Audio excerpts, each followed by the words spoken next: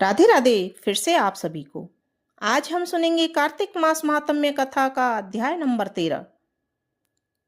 कार्तिक कथा को सुनो सभी सहज मन लाए, 13वां अध्याय लिखूं श्री प्रभु शरण में आए।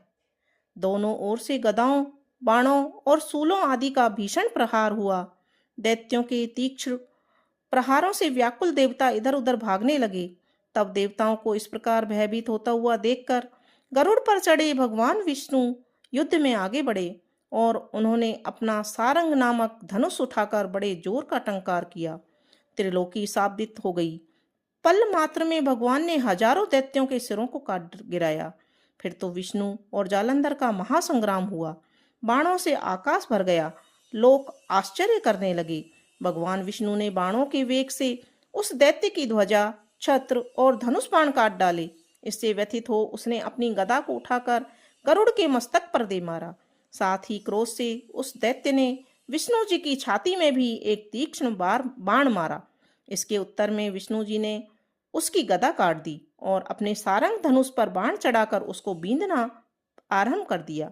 इस पर जालंधर इन पर अपने पैने बाण बरसाने लगा।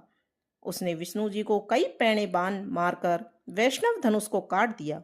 धनुष कट जाने पर भगवान ने गदा ग्रहण कर ली और शीघ्र ही जालंधर को खींचकर मारी। परंतु उस अग्निवत अमोद गदा की मार से भी उस दैत्य का कुछ भी चलायमान नहीं हुआ। उसने एक अग्निमुख त्रिशूल उठाकर विष्णु जी पर छोड़ दिया। विष्णु जी ने शिव के चरणों का स्मरण करके नंदन नामक त्रिशूल से उस त्रिशूल को छेद दिया। जालंधर ने झपटकर विष्णु जी की छाती पर एक जोर का मुष्टिक मारा। उसके उत्तर में भगवान विष्णु जी ने भी उसकी छाती पर अपनी एक मुष्टि का प्रहार किया। फिर दोनों घुटने टेक बाहुओं और मुष्टिकों से बाहु युद्ध करने लगे। कितनी ही देर तक भगवान उसके साथ युद्ध करते रहे। तब सर्वश्रेष्ठ मायावी भगवान उस दैत्यराज से मेघवाणी में बोले, हे रण दुर्मद दैत्य श्रेष्ठ, तू धन्य है जो इस महायुद्ध में इन बड़े बड़े आयुधों से भी भयभीत नहीं हुआ। तेरे इस युद्ध से मैं प्रसन्न हूं। तू चाहे जो वर मांग।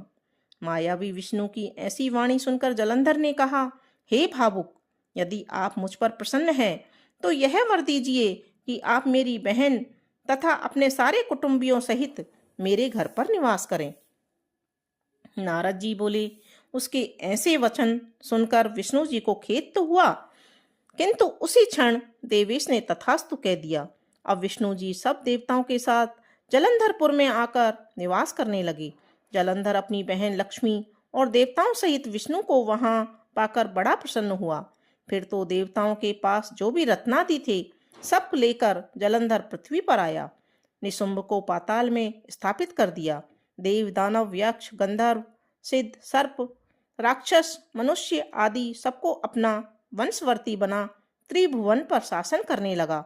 उसने धर्मानुसार सुपुत्रों के समान प्रजा का पालन किया। उसके धर्म राज्य में सभी सुखी थे। राधे राधे। आज हम सुनेंगे कार्तिक मास मातम्य कथा का अध्याय नंबर 14। कार्तिक मास का आज लिखूं 14वां अध्याय। श्री हरि कृपा करें, श्रद्धा प्रेम बढ़ाए। तब उसको इस प्रकार धर्म पूर्वक राज्य करते हुए देख 6 देवता क्षुब्ध हो गए। उन्होंने देवाधिदेव शंकर का मन ही मन स्मरण करना आरंभ किया। तब भक्तों की कामना पूर्ण करने वाले शंकर जी ने नारद जी को बुलाकर देव कार्य की इच्छा से उनको वहां भेजा। शंभु भक्त नारद शिव की आज्ञा से देवपुरी में गए। इंद्रादिक सभी देवता व्याकुल हो शीघ्रता से उठ नारद जी को उत्कंठा भरी दृष्टि से देखने लगे। अपने सब दुखों को कहकर उन्हें नष्ट करने की प्रार्थना की। तब नारद जी ने कहा, मैं सब कुछ जानता हूँ, इसलिए अब मैं दैत्यराज जालंधर के पास जा रहा हूँ। ऐसा कहकर नारद जी देवताओं को आश्वासित कर जालंधर की सभा में आए। जालंधर ने नारद जी के चरणों की पूजा कर हंसते हुए कहा, हे ब्राह्मण, कहिए आप कहाँ से आ रहे हैं, यहाँ कैसे आए हैं? मेरे योग्य जो सेवा हो उसकी आज्ञा दीजिए। नारद जी प्रसन्न होकर बोले, हे महाबुद्धिमान जालंधर, तुम धन्य हो। मैं स्वेच्छा से कैलाश पर्वत पर गया था, जहाँ 10,000 योजनों में कल्प वृक्ष का वन है।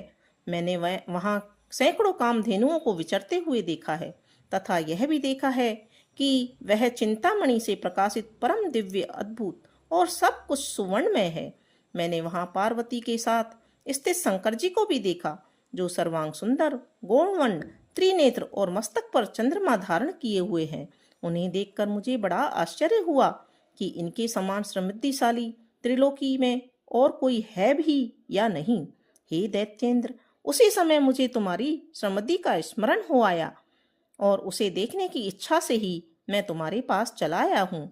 यह सुनकर जलंधर को बड़ा हर्ष हुआ। उसने नारद जी को अपनी सब समृद्धि दिखला दी। उसे देख नारद ने जलंधर की बड़ी प्रशंसा की और कहा, निश्चय ही तुम त्रिलोकपति होने के योग्य थे।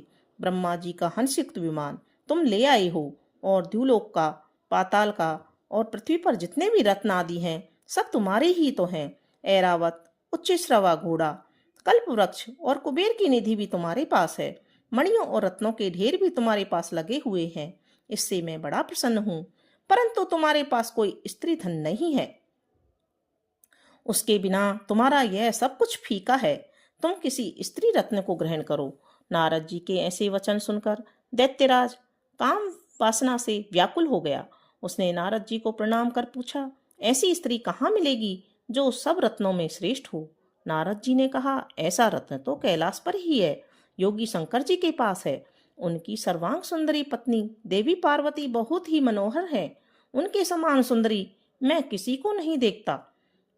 उनके उस रत्न की उपमा तीनों लोकों में कहीं नहीं है। देवर्षि उस दैत्य से ऐसा कहकर देव कार्य करने की इच्छा से आकाश मार्ग से चले गए।